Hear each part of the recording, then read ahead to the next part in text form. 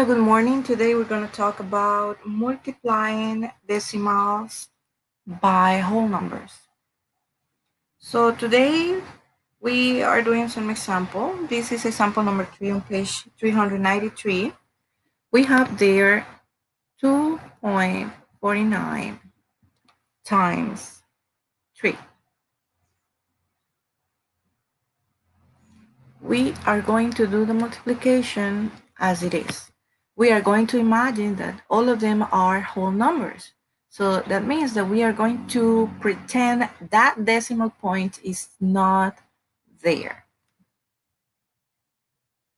So we're going to start doing our multiplication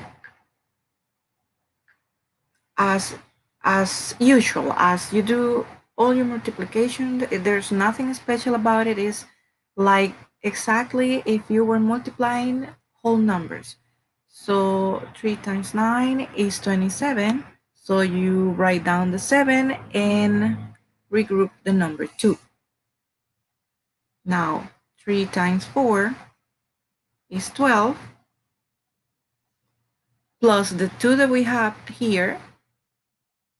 12 plus 2 is 14. So we write down the number 4 and we carry the number 1. Now 3 times 2 is 6 plus 1 is 7. Now comes the tricky part, the part that is the most important part for you to take into consideration when you are multiplying decimals.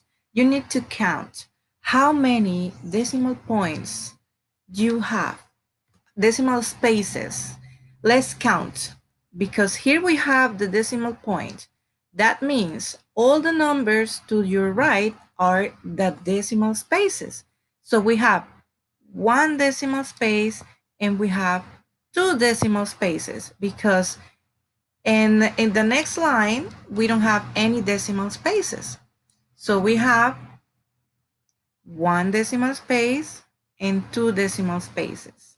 That is the amount of spaces that we are going to take for our final product, 1 and 2.